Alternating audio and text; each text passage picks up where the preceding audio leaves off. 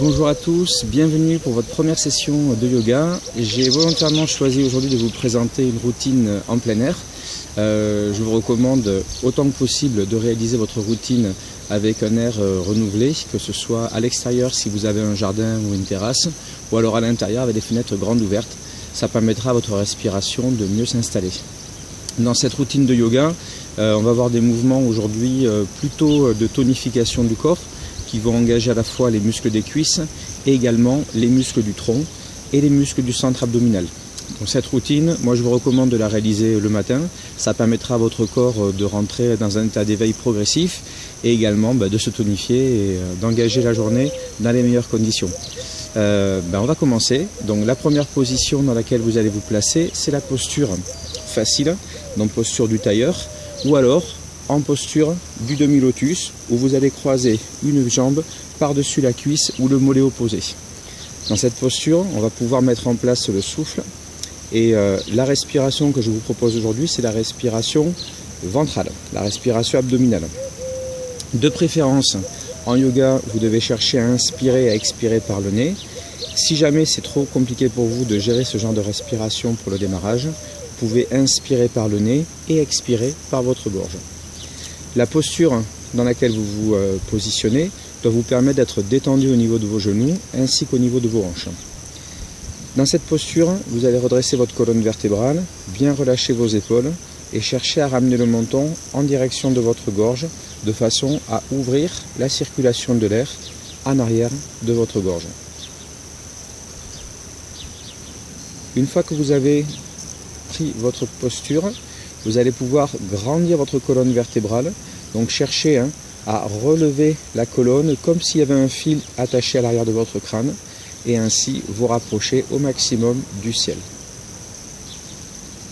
En termes de placement de vos mains, je vous propose la posture en Chin Mudra. Donc les mudras, ce sont des signes qu'on fait avec les mains en yoga Ashtanga. Et dans la posture Chin Mudra, vous allez pouvoir vous concentrer sur les éléments air et l'élément feu, donc à savoir votre souffle et la chaleur de votre souffle dans votre corps. Pour ça, vous connectez pouce et index de la main droite comme de la main gauche et vous allez placer vos mains soit en position vers le haut si vous souhaitez créer de l'ouverture dans votre corps, soit en position vers le bas si vous préférez créer de la concentration. Une fois dans votre position, vous avez la possibilité de garder les yeux ouverts ou bien fermés et ainsi de mieux ressentir la circulation de l'air dans votre corps.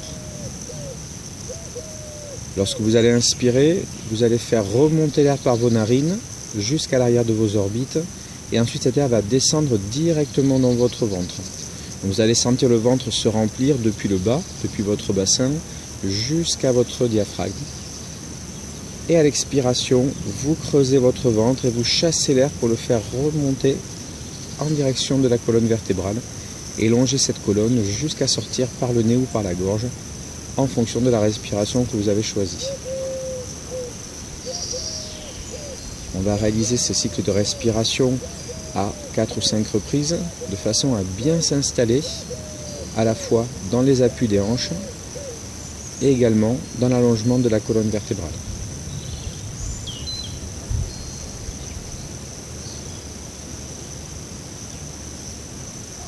Dans toutes les postures, dans toutes les asanas que nous allons voir par la suite, cherchez au moment de l'inspiration à créer de l'allongement dans votre corps et au moment de l'expiration à créer de l'ancrage, à imaginer que votre corps s'enracine, s'enfonce dans le sol.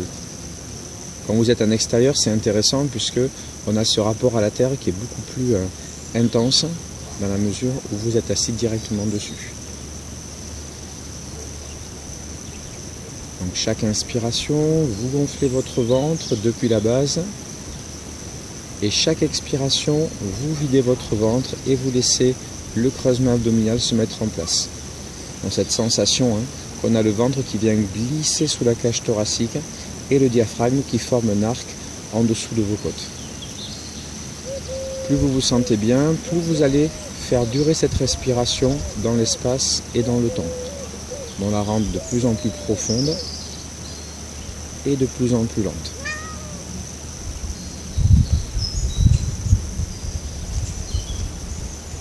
Puis une fois que vous avez réalisé vos cycles de respiration, vous allez pouvoir changer de posture et vous mettre dans la posture du cheval.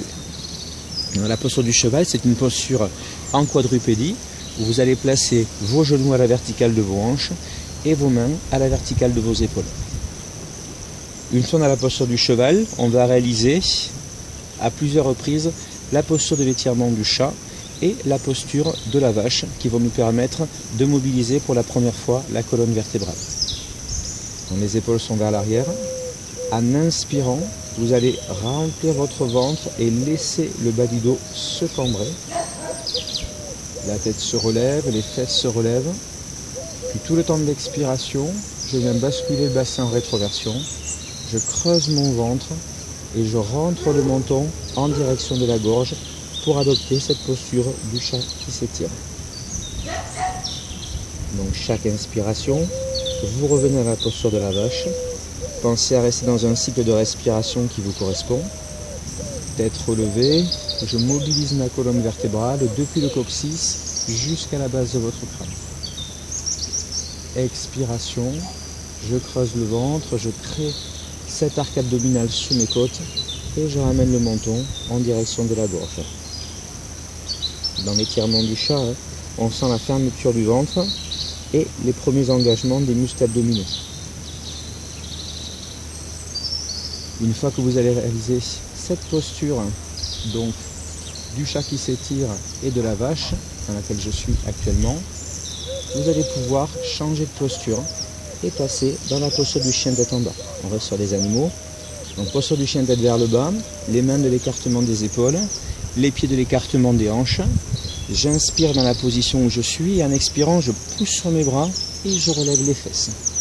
Vous commencez cette posture en conservant vos genoux fléchis, les épaules bien dirigées vers l'arrière et vous cherchez à éloigner au maximum les épaules de vos oreilles. Sur l'inspiration, vous allez marquer la position et en soufflant, vous allez commencer par tendre une première jambe, la droite par exemple, de façon à préparer vos mollets et vos cuisses.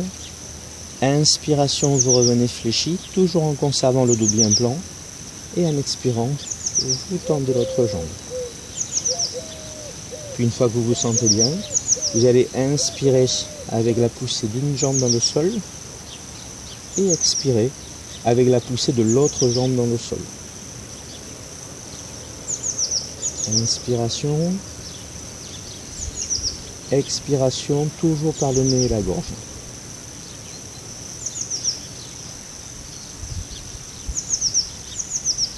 Dès que vous sentez que vos jambes commencent à bien s'assouplir, vous allez pouvoir alors pousser sur vos deux pieds, pousser sur vos deux mains et reculer vos fesses pour atteindre la posture du chien tête vers le bas avec les jambes en extension. La posture du chien tête en bas, c'est une excellente posture pour oxygéner votre cerveau. Vous maintenez cette posture le temps de 3 cycles de respiration de façon à bien sentir la longueur de votre colonne vertébrale, la pression des mains et des pieds dans le sol. Toujours le menton dirigé vers la gorge. Point d'attention du regard, il est vers le tibia ou vers l'orteil. Prochaine inspiration, on va changer de posture et cette fois-ci venir en position de planche. Chaturanga, vous passez en planche à 4 appuis. Et en expirant, vous reposez vos genoux au sol. Toujours les épaules dirigées vers l'arrière.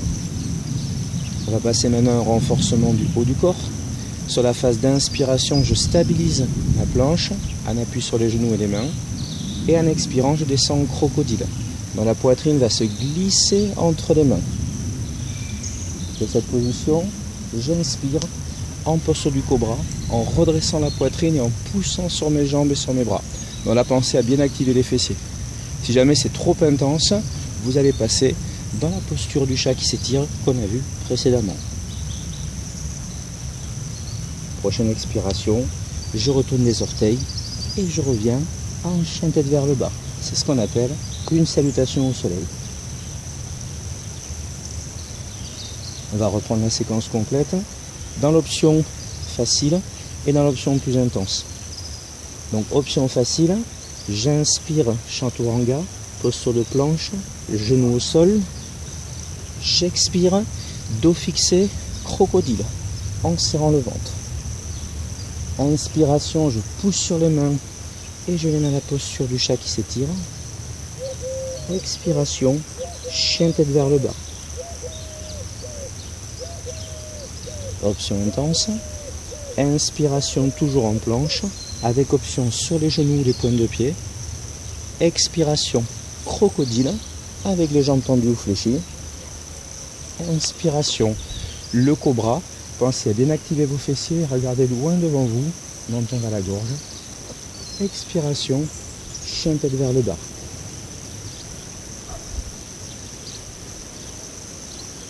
Une fois que vous avez réalisé vos 2 salutations au soleil, vous allez pouvoir changer de posture et avancer une première jambe devant vous, le talon à la verticale de votre genou. Préparation des postures de l'angle tendu. Dans cette posture, la jambe arrière est bien tendue, les épaules dirigées vers vos hanches et vous pensez toujours à allonger votre colonne vertébrale.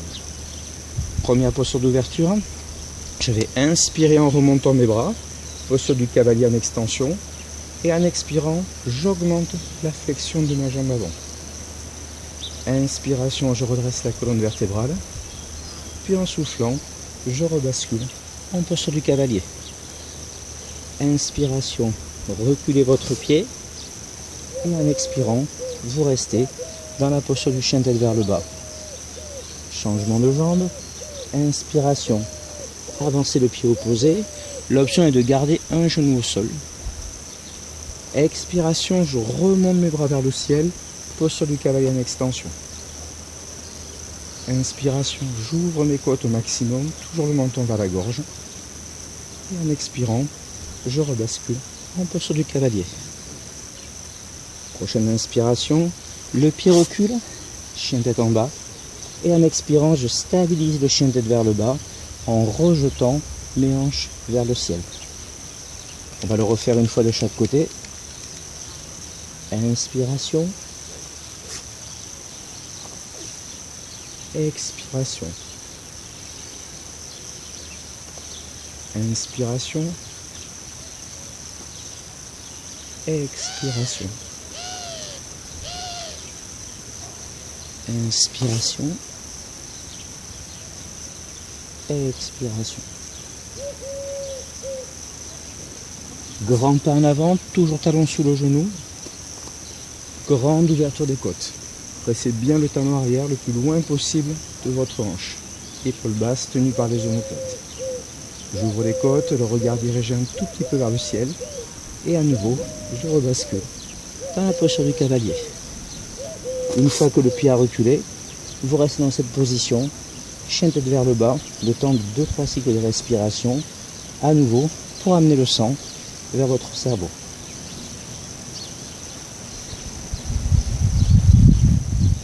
N'hésitez pas à jouer un tout petit peu sur vos hanches, à stabiliser les épaules en fixant vos omoplates et à pousser dans vos cuisses, avec l'option de garder les genoux semi-fléchis si c'est trop intense pour vos jambes.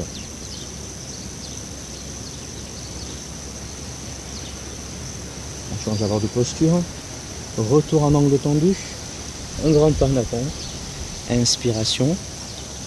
En expirant, vous gardez la posture, vous engagez les hanches vers le sol, puis inspirez, vous ouvrez le bras de la jambe fléchie. Posture en torsion. Une fois que vous vous sentez bien, vous allez allonger un peu plus votre colonne vertébrale dans l'inspiration et en expirant, vous ramenez votre main au sol. Changement de position, cette fois-ci les 2 pieds vont se rejoindre. Posture en flexion avant. J'allonge la colonne vertébrale, je relâche mon dos. Si jamais le sol est trop bas, vous prenez support sur vos tibias. Une fois que c'est fait, on change de jambe. Un grand pas en arrière. De nouveau, la posture de l'angle tendu. Avec torsion, vers la jambe fléchie. Sur l'inspiration, je donne un tout petit peu plus d'ouverture à mes côtes. Et en expirant, je ramène la main au sol. Inspiration, je reste. Expiration, je rassemble mes pieds. Je rechange de jambe. Inspiration, un pas en arrière. Expiration, restez là au sol. Inspiration. Expiration. Sentez l'ancrage au maximum. Prenez la main au sol. Et en soufflant, vous rassemblez vos pieds. Une dernière fois. Inspiration. Expiration, je reste. Inspiration. Expiration, je stabilise. Inspirez, ouvrez. Expirez, rassemblez vos pieds. Vous allez garder la posture en flexion avant. Rentrez votre menton vers la gorge et cherchez à allonger au maximum votre dos. De préférence avec le poids du corps au milieu de vos pieds. Puis on rebascule en chien tête vers le bas, directement dans l'inspiration. Et en soufflant, vous stabilisez votre chien tête en bas.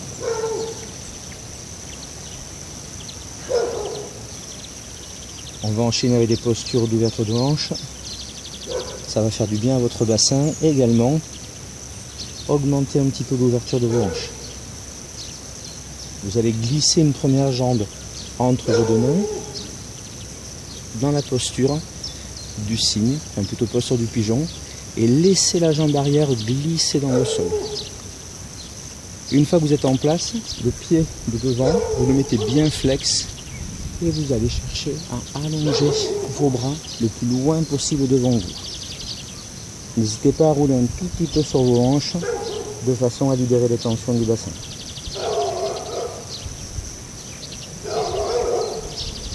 Pensez également à utiliser votre souffle qui va vous permettre de vous laisser aller dans le sol et de libérer les courbatures au niveau des fessiers, au niveau de la cuisse et au niveau du dos.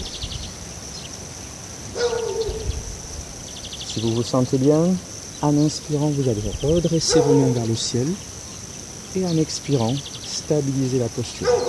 Le regard loin devant vous. Sinon, vous mettez vos mains au sol et vous maintenez la position de votre corps.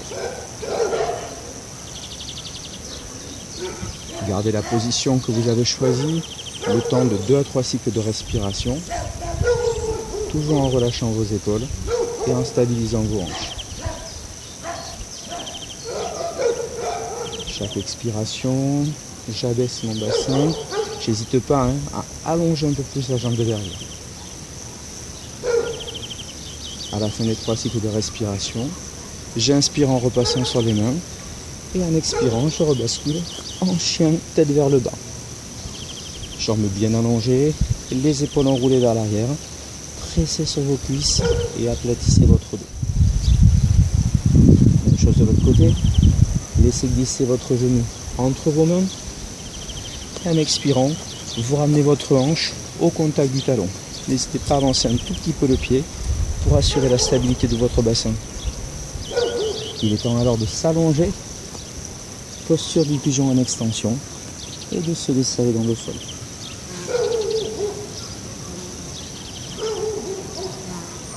Comme tout à l'heure, quelques petits mouvements de bassin peuvent vous permettre de vous laisser encore plus vous enfoncer dans le tapis, ressentir la mobilité de vos hanches et leur relâchement.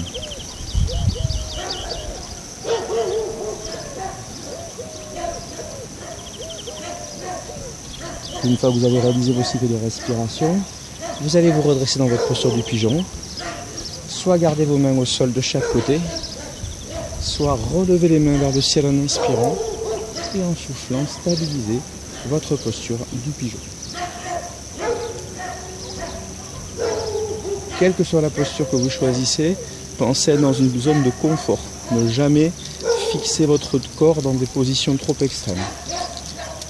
J'inspire en ouvrant les côtes. En expirant, je pousse les hanches vers le sol.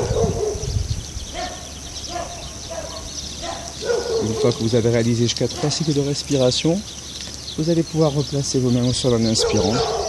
Et en soufflant, vous revenez en chien tête en bas. Ajustez le placement des mains, le placement du dos et laissez aller votre corps.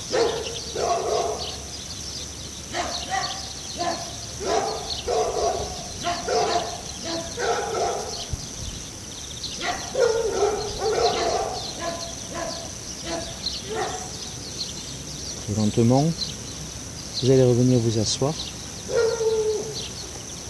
Si vous aviez la jambe gauche par-dessus la droite, vous changez, vous placez la jambe droite par-dessus la gauche, soit en posture Padmasana, comme je suis, c'est le demi-lotus, soit en posture Sukhasana, la posture facile. Une fois que vous avez adopté votre posture, vous allez entrelacer vos doigts. Donc on change complètement de mudra et cette fois-ci, vous étirez les mains vers le ciel en inspirant et en expirant, vous fixez vos omoplates. Toujours le menton un petit peu vers la gorge. Je cherche la longueur de ma colonne vertébrale et en même temps, la fixation de mes hanches.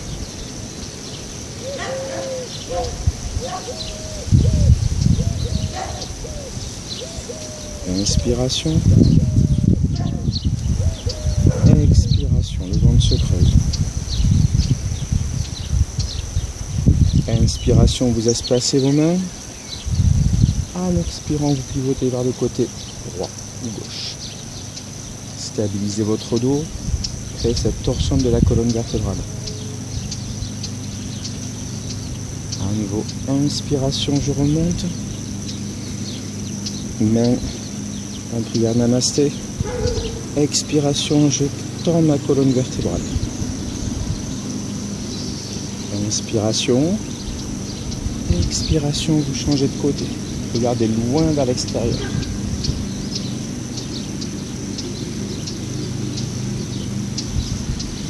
Stabilisez votre dos. Sentez que vous avez autant de poids sur la jambe droite que sur la jambe gauche. Puis à nouveau, inspiration, je relève. Expiration, je stabilise. Inspiration, je rouvre sur le premier côté. Expiration, je vais un peu plus loin en ramenant ma main dans mon dos jusqu'à l'appui cuisse opposée, demi-liaison. Et la main libre saisit le genou. La main droite pour le genou gauche et la main gauche pour le genou droit. Ouvrez bien vos côtes. Restez dans la posture le temps de 3 cycles de respiration.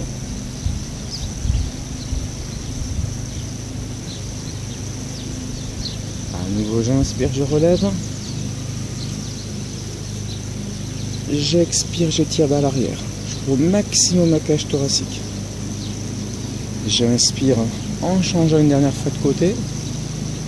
Et en expirant, je passe en demi-liaison. La main dans le dos et la main libre sur la cuisse opposée.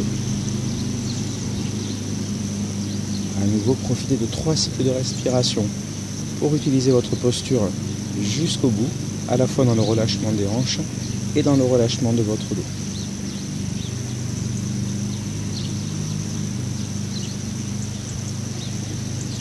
Pensez à détendre vos épaules, à étirer votre corps.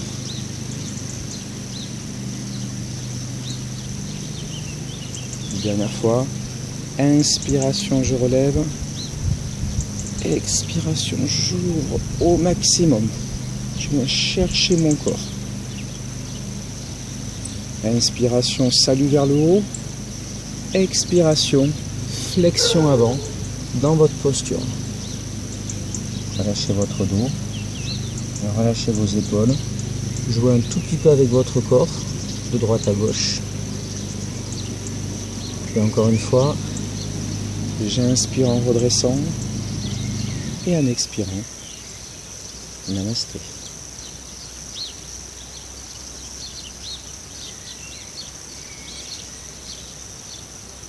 Profitez alors de quelques cycles de respiration pour vous reconnecter à votre corps.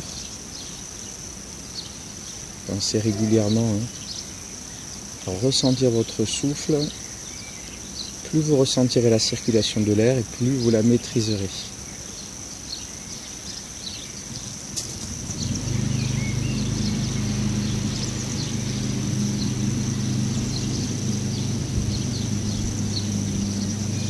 Et enfin, vous pouvez relâcher votre corps. J'espère que cette nouvelle routine vous aura plu. Pensez donc de préférence à la réaliser le matin.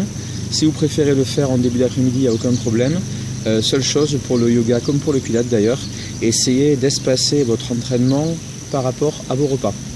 de laisser au moins 1h30 à 2 heures d'écart avant et après pour pas que votre système digestif soit trop perturbé par les postures ou les positions que vous allez réaliser. On se retrouve bientôt pour une nouvelle session de yoga et de pilates. D'ici là, je vous souhaite vraiment une bonne journée et de prendre bien soin de vous. Merci beaucoup.